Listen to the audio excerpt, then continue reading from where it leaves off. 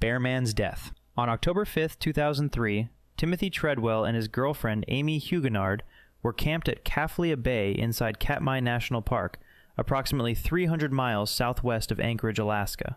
Treadwell, 46, was a self-described eco-warrior and wildlife filmmaker from Malibu, California, who had spent 13 consecutive summers living among Alaskan brown bears, giving them names like Booble and Mr. Chocolate, while approaching them chanting that he loved them. Scientists had warned him for years he was dangerously close to wild animals. That fall, a dispute over a $100 airline ticket change fee prompted Treadwell and Huguenard to return for an extra week. The bears he knew had already retreated to their winter dens, replaced by wilder, unfamiliar animals still bulking up before hibernation.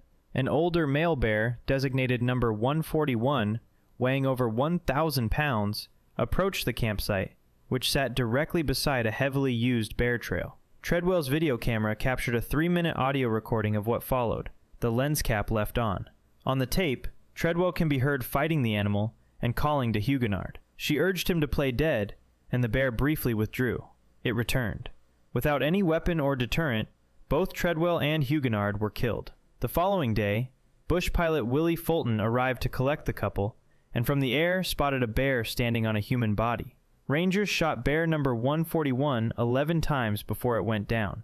The dismembered remains of both victims were recovered. The audio recording has never been released publicly. Maine shark attack. On July 27, 2020, Julie D'Imperio Holowach, 63, and her daughter went swimming just outside Mackerel Cove near Bailey Island in Harpswell, Maine. Holowach was a recently retired fashion executive from New York City who had summered on Bailey Island for decades and competed in triathlons. That afternoon, she wore a black wetsuit while her daughter swam without one. Neighbor Tom White watched through binoculars from his office window and could hear Holowach giggling in the water about 10 feet behind her daughter. Without warning, her laughter became screaming. White watched as she was pulled under. Another witness saw her lifted roughly a foot out of the water before she vanished. Her daughter swam to shore and screamed for help. 2 nearby kayakers retrieved Holowach's body and brought her to shore, where first responders pronounced her dead. Her daughter was physically uninjured. A tooth fragment recovered at the scene allowed biologist Gregory Skomel to identify the animal as a great white shark. Marine officials concluded the shark likely mistook Holowach for a seal because of her black wetsuit. It was the first documented fatal shark attack in Maine's recorded history. Harpswell installed purple warning flags at its beaches, and friends gather each July 27th for a memorial kayak paddle in her honor. Cougar drags cyclist. On the morning of May 19, 2018, S.J. Brooks, 32, and friend Isaac Cedarbaum, 31, set out on a mountain bike ride along logging roads in the Cascade foothills near North Bend, Washington. Brooks led the Seattle chapter of Friends on Bikes. Trail cameras had captured a cougar in the area weeks earlier.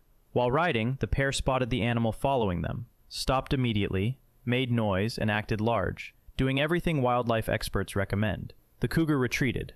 Moments after the two stopped to remount, it circled back and clamped its jaws onto Cedarbaum's head, shaking him violently. Cedarbaum struck the animal with his bike, and it released him. The cougar then turned toward Brooks, chased them down, and dragged them off the trail into the forest. Cedarbaum, bleeding from bite wounds on his head and face, watched before escaping on his bike and riding miles downhill to find cell service. His first 911 calls failed. When he finally connected, he told dispatchers he had been attacked and did not know where he was. He was airlifted to Harborview Medical Center in serious condition. Rescuers found Brooks dead approximately 30 minutes after arriving, with the cougar already caching the body. Wildlife agents tracked the animal with dogs, treated it, and shot it dead. It was emaciated and underweight. DNA confirmed it was responsible for both attacks. It was the first fatal cougar attack in Washington state in nearly 100 years. By the way, if you find this informative, I cover stories like these regularly on this channel. Consider subscribing if you'd like to see more. Now back to the video. Night swim death. On the night of May 29, 2016, Cindy Waldron, 46, and her friend Leanne Mitchell, 47, were on holiday in far north Queensland, Australia. The two walked along Thornton Beach, a remote stretch within Daintree National Park accessible only by ferry, where crocodile warning signs were posted throughout the area. At approximately 10:30 that night, they waded into the warm water to about waist depth. A large saltwater crocodile seized Waldron without warning. Mitchell grabbed her friend and pulled with everything she had, but the animal was too powerful. Waldron was dragged beneath the surface. Mitchell ran for help and was later hospitalized for severe shock. A multi-day search using thermal imaging helicopters followed. On June 3rd, rangers caught and killed a 4.3-meter crocodile in adjacent Cooper Creek. Human remains were found inside its stomach. It was the first fatal crocodile attack in the Daintree area since 2009. The Queensland government subsequently committed $5.8 million to crocodile management across the region. Safari elephant attack. On the morning of March 30th, 2024, Gail Matson, 79, of Minnesota, boarded an open safari vehicle at Lufupa Camp inside Zambia's Kafue National Park, 11 days into what friends called her last big adventure before turning 80. Matson was a retired loan officer who had always wanted to see Africa, and her family was already planning her birthday celebration for July. 6 American guests and a guide were aboard when a bull elephant was spotted in the distance. Cell phone footage taken from the vehicle shows it approaching fast, while a passenger says, "Oh my goodness, it's coming fast."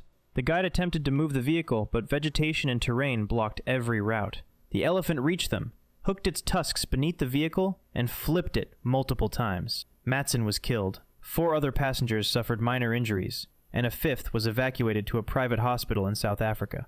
The cell phone footage circulated internationally within days of the incident. Hippo kills tourist. On June 5, 2024, Craig and Lisa Manders of Cranford, New Jersey, arrived in Zambia for a 10-day anniversary safari, their first trip to Africa, arranged through African Portfolio, a Greenwich, Connecticut tour company. Lisa, 70, had worked in finance for over 40 years and had 3 children and a granddaughter. During a guided bushwalk, a guide led the couple near a partially submerged hippopotamus. The couple had no knowledge of the danger hippos present, animals capable of weighing 3,000 pounds, running 30 miles per hour, and killing approximately 500 people per year across Africa. The guide moved away from the couple. The hippo surfaced and charged. Lisa attempted to flee but could not escape. The animal lifted her, shook her, and crushed her with its bite. She died from her injuries shortly after. On February 5, 2025, Craig filed a wrongful death lawsuit against African Portfolio, alleging the company failed to warn the couple of the danger and that armed guides did not intervene during the attack. Florida canoe death. On May 6, 2025, Cynthia Dikema, 61, of Davenport, Florida, and her husband David were paddling an 11-foot canoe through Tiger Creek near Lake Kissimmee in Polk County. The water was only about 2.5 feet deep. The couple had already spotted multiple alligators when Cynthia remarked they were about to pass over one. Moments later, the canoe drifted over a large alligator resting on the creek bottom. The startled animal thrashed violently, capsizing the canoe and throwing both people into the water. Cynthia landed directly on the alligator and was immediately bitten on the torso. David fought the animal but could not overpower it. Investigators noted he saw Cynthia conscious but unable to speak with a confused expression before the alligator performed a death roll and pulled her under. Cynthia's remains were recovered later that afternoon. A state trapper captured and killed the 11-foot 4-inch alligator responsible. The medical examiner listed the cause of death as multiple blunt force injuries inflicted by an alligator. Wolf attack, Alaska.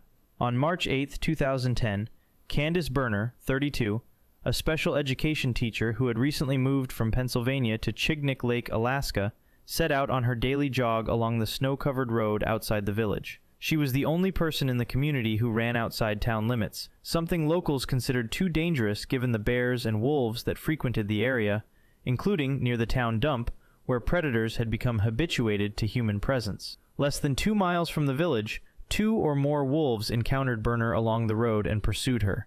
She suffered fatal mauling injuries. At approximately 6 that evening, residents discovered her body beside the road. DNA recovered from the scene and analyzed by a federal lab confirmed between 2 and 4 wolves were involved. 8 wolves were killed in the surrounding area, with 1 confirmed via DNA.